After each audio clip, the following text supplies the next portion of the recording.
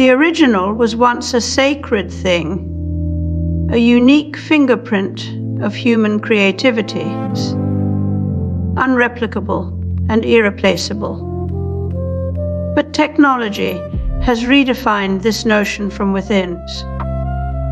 Roland Barthes saw it in the photograph. A that has been an object that exists only because it records something else. This is not just reproduction, it's substitution. The original becomes irrelevant once its image can be frozen, copied, and sold. In our algorithmic world, where every human gesture gets digitized into data points that writing and print not only preserved knowledge, but also reshaped the way humans thought. The same is happening again, this time with algorithms. They don't just store our ideas, they restructure them into patterns recognizable by machines. In this process, authorship collapses under its own weight. We no longer trust memory over machine. We trust what can be verified through replication and comparison. If a system can generate indistinguishable imitations, why bother preserving the source? The death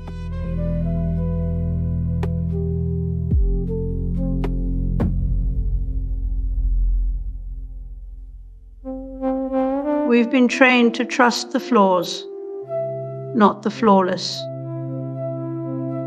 In an era where algorithms can replicate anything, from a Jackson Pollock drip to your grandmother's handwriting, perfection is suspicious.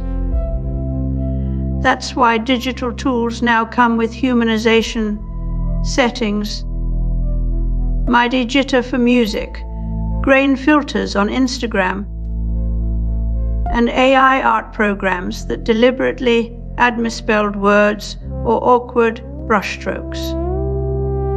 The logic is clear. If authenticity looks like something people do naturally, then we can engineer it in machines to fool ourselves into believing the machine has soul.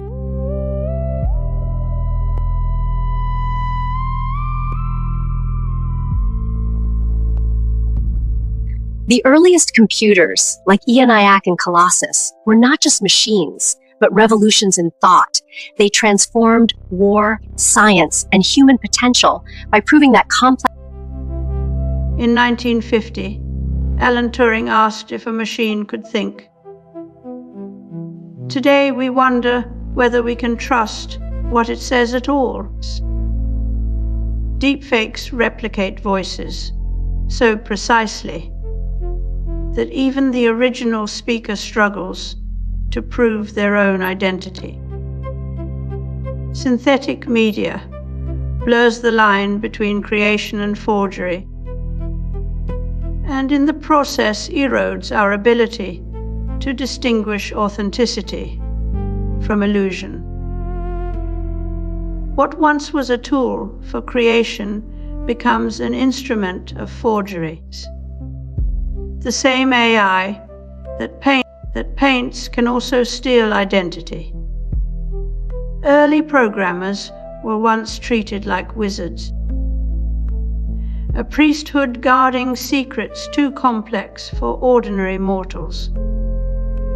This mystique never truly faded. Even as code became more readable and less magical, instead we found new gods to worship. Algorithms that seem to understand us better than we understand them. Postman's warning about what looks like a number is now literal. People are being reduced to data profiles, their originals lost in algorithmic abstraction. The Pope's recent call to disarm artificial intelligence highlights growing public concern over the collapse of truth and trust. When reality itself becomes negotiable, when identity can be cloned with a few lines of code, what remains sacred? What we used to call authenticity is now just another parameter in an optimization problem. In this new regime, there is no original, only the best imitation.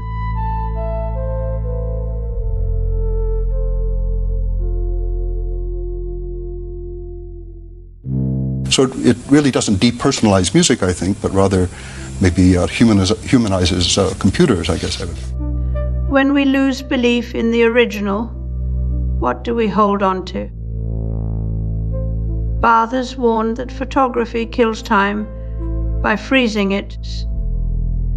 But if our culture is now a feedback loop of imitations, then we've lost not just images, but meaning itself.